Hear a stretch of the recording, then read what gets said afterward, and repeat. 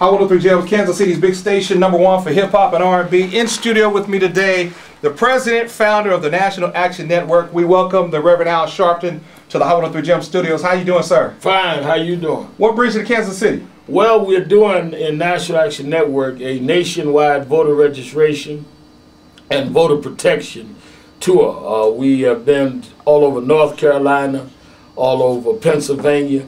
Now we're doing Kansas City. I'm leaving here doing the Washington, D.C. area. We are registering voters, and we're taking names to check for people that have been registered in the past to make sure their name is still on the ballot. It is important when we look at the data that you have some cities, African Americans, 31% unregistered. Kansas City is in the late 20s, about 28% unregistered. These votes will make the difference in November. And we must register people. We can't have a record turnout unless we have record registration. Now, you talk about how important it is. Missouri is a very important state for this coming election. How important is it for you not to only get out and register, but to vote? It's vital. I mean, we can get angry all we want about the economic conditions. We can be as angry as we want about the war in Iraq. We can be as angry as we want about how unfair the criminal justice system is, and people like me are marching and dealing with that all the time. But if you don't vote about it, the same policies that you and I are angry about will remain in place.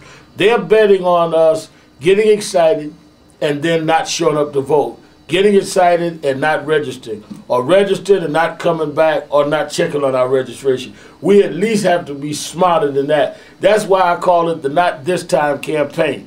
In 2000, they robbed us in Florida, okay, but not this time.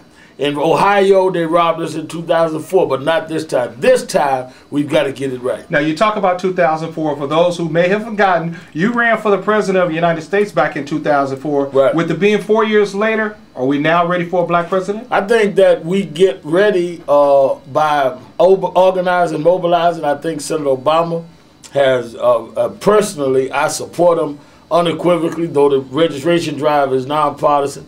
But personally, I don't think we could have a better candidate, and I think the time has come for us to put the right person in the White House. And I don't support him just because he's black. I support him because he happens to be right. If he was black and wrong, I would not support him. Now, you got started in civil rights at a very early age with the Reverend Jesse Jackson. Have we progressed from Dr. Martin Luther King until now?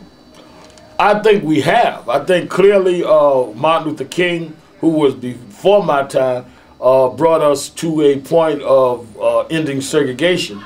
I grew up under Reverend Jackson, who really helped us to protect that and move into the political arena. In our time, we've had to protect what both those generations did before us. And I think that our time, we must maintain and preserve the laws King fought for. We must expand the area that the generation of Jackson had done and now achieve real power for all Americans. So I think every generation has to make its contribution. Now, you were at the Democratic Convention a month ago. Take us back there just for a brief moment on this historic moment, especially when Senator Barack Obama accepted the nominated bid for president. Well, it was a great day. First of all, it was the exact 45th anniversary of the historic March on Washington, where Martin Luther King had talked about the dream he had.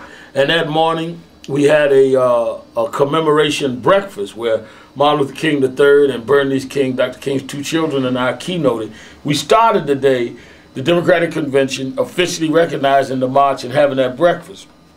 We ended the day with 80,000 people in the stadium. Wow. To hear Barack Obama's speech. And as I stood in that stadium and watched blacks and whites and Latinos and Asians and women and men and rich and poor stand there and certify a person of color as the Democratic nominee, first time in the history of this country a person of color became a candidate for one of the two major parties, then I knew that everything we're fighting for today could be achieved, because 45 years ago, that day, Martin Luther King said that he dreamed of the day his children would be judged by the content of their character, not the color of their skin. Well, I was standing there with his children as the man had won the nomination based on the content of his character, not the color of his skin. So if that dream could be realized, and it was, our dreams can be realized if we just are as diligent and disciplined as Dr. King was. Let me take you back there just for a second. You talk about what Dr. Martin Luther King's dream was.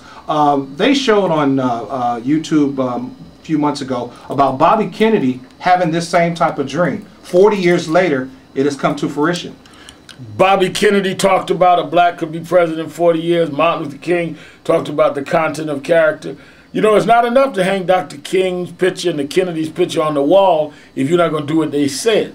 Most of us, I go to African-American churches and homes, everybody has a picture of Martin Luther King or Malcolm X, but they don't act like either one of them. They act more like Buckwheat. We should hang up Buckwheat's picture. If you're not registered to vote, take down Dr. King, put up Buckwheat in your living room. You have a syndicated radio talk show called Keeping It Real, and your mentor, someone very close to you, Jamz Brown, the Godfather of Soul, on his deathbed, as he passed away, he urged you to get involved in cleaning up today's music. What would you say to today's artists in keeping it real in their music? Well, what I would say to them is don't lose your art form, don't lose your commercial ability, but don't use your platform, your celebrity, to just degrade your women and your own. Some of them tell me, well, Reverend, we can say what we want to say. We don't agree with you because I say we shouldn't use the N word or the B word or the H word. We say what we want to say. Well, you don't say what you want to say. Record companies don't let you say things against other races. They don't let you say things, and they shouldn't let you say things against other races. They'll let you say things against homosexuals, and they shouldn't. You know who you can say something against. Right. So all of that roughneck stuff is a bunch of crap. You rough with us. You ain't rough with everybody else. And the other thing is, they like to attack guys like me, but they're never there when we need them. Where was the roughneck hip-hop artists in Gina, Louisiana? Where were they for Troy Davis this weekend to be executed? So they've sailed the streets. Some of us are in the streets doing the work. I tell them, let's get real about it. Last but not least, sir, will Senator Barack Obama become the first black president of the United States? If we vote, if we register and show up, yes. If he doesn't, it's because we didn't show up, not because he didn't do what he was supposed to do. The Reverend Al Sharpton, president and founder of the National Action Network. Very much appreciate it, sir. Thank you so very much, sir. Thank you all here. Great station. Thank you very much, sir. All right.